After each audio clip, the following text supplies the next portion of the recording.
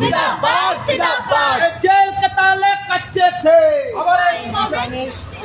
Jail के ताला कच्चे थे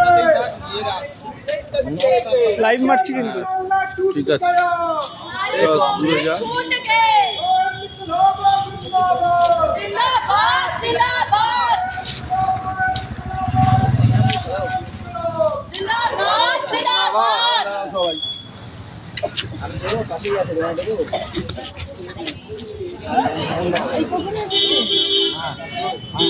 इनकलाब जिंदाबाद जिंदाबाद जिंदाबाद ऐसा भाई जिंदाबाद जिंदाबाद जिंदाबाद राज्य में स्थिति अच्छी है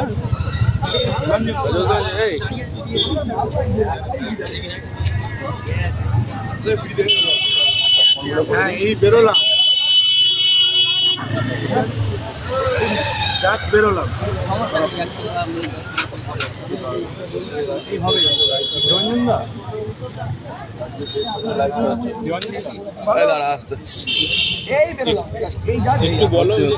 একটু বলে দাও যে আন্দোলনের পরবর্তী রূপ কি। আমরা আজকে বেরিয়ে গেছি, শিক্ষামন্ত্রীকে একটা শিক্ষা দিয়ে এসেছি যে বিকাশ ভবনটা তৃণমূলের কোনো দপ্তর নয়, ওটা রাজ্যের শিক্ষা মন্ত্রক, শিক্ষার দপ্তর।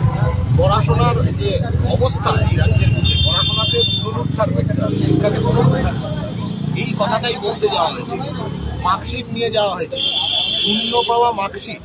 সেই মার্কশিট, শূন্য পাওয়া মার্কশিট দেখে উনি এতটাই লজ্জিত হয়েছেন বা এতটাই ভয় পেয়েছেন ছাত্রছাত্রীদের এই রাজ্যে, যে পুলিশ পাঠিয়ে, পুলিশ লেলিয়ে দিয়ে, সরকারি গুন্ডাদের লেলিয়ে দিয়ে, সরকারের পোষ্যদের লেলিয়ে দিয়ে ছাত্রছাত্রীদের ওপর হামলা করলেন।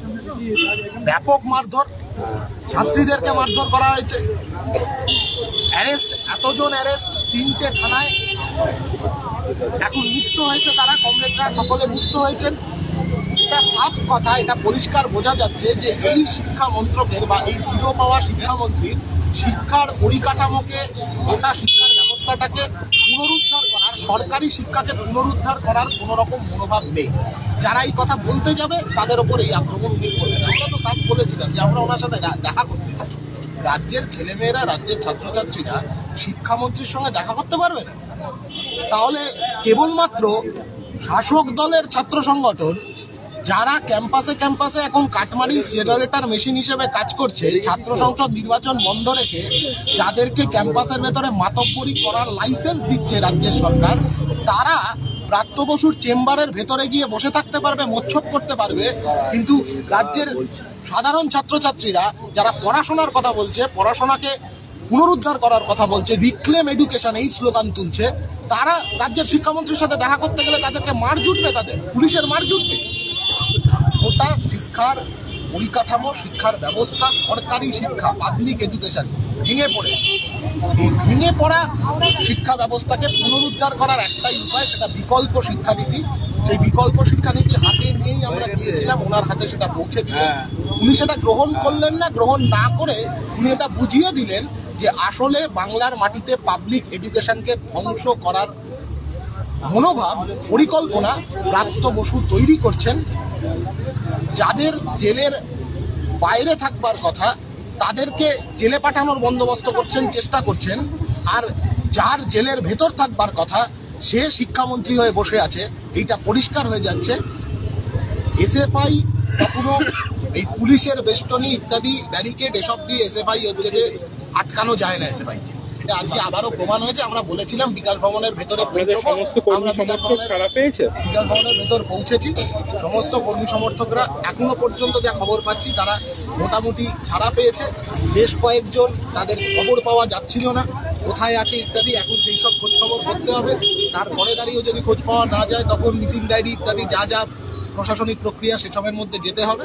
কিন্তু এই যে চ্যালেঞ্জ আজকে আমরা ছুড়ে দিলাম ব্রাত্য বসুর প্রতি, নির্বাচন করাবেন কি করাবেন না, ছাত্র সংসদ নির্বাচন করাবেন কি করাবেন না, স্কুলের, কলেজের, বিশ্ববিদ্যালয়ের পরিকাঠামোর জন্য সরকারি টাকা ব্যয় বরাদ্দ করবেন কি করবেন না, সেই চ্যালেঞ্জটা উনি নিচ্ছেন কিনা সেইটা ব্রাত্য বসুকে জানাবেন। অনেক ছাত্রীদের উপর মহিলা পুলিশ ছিল না, সে সময়ও আক্রমণ করা হয়েছে, যা ফুটেজে দেখা গেছে।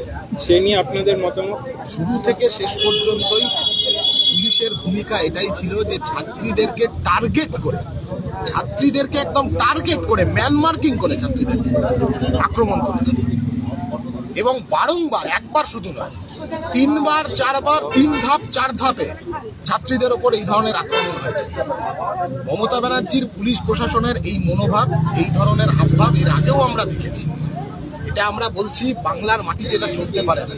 ছাত্রীদের ওপরে এই ধরনের আক্রমণ আসলে এই সরকারটার মনোভাব, যারা ছাত্রী বিরোধী সরকার, ছাত্রীদের পড়াশোনার জন্য 1 টাকা খরচা করে, কন্যাশ্রীর টাকা পাইনি বলে দিচ্ছি। এনায়েতপুরের স্কুল, মালদার এনায়েতপুরের স্কুল, 92 জন ছাত্রীর টাকা মেরে দিয়ে চলে গেছে তৃণমূলের মাতব্বর। মালদায় চলছে, এখন আন্দোলন চলছে এনায়েতপুরের হাই স্কুলকে কেন্দ্র করে। এই হচ্ছে মনোভাব বাংলার মাটিতে, বাংলার সরকারের। বাংলা নিজের মেয়েকে চায় বলে যারা হচ্ছে যে সরকার তৈরি করেছে, তারাই আজকে রাস্তায় ঘাটে পুলিশ দিয়ে মেয়েদেরকে মারছে। আগামী দিনে এই লড়াই আরো জোরদার হবে। রিক্লেম এডুকেশন এই স্লোগানকে সামনে রেখে বিকল্প শিক্ষানীতিটাই হাতিয়ার আমাদের। বিকল্প শিক্ষানীতিকে হাতিয়ার করে এই লড়াই গোটা রাজ্যের প্রতিটা প্রান্তে ছড়িয়ে দেওয়ার জন্য এই শপথ আজকের এই বিকাশ ভবন অভিযান থেকে আমরা নিই। এর পরবর্তীকালে কি আপনারা কোর্টে যাবেন বা এরকম কোনো ধারণা আছে? যে এই তো মামলা ইত্যাদি যা হওয়ার আইনি প্রক্রিয়া যেদিকে চলার সেই রকম ভাবে চলবে, কিন্তু রাস্তার লড়াই, সেই রাস্তার লড়াইতে এসএফআই চিরকাল ছিল, আছে এবং থাকবে। ধন্যবাদ। চলো সামনে।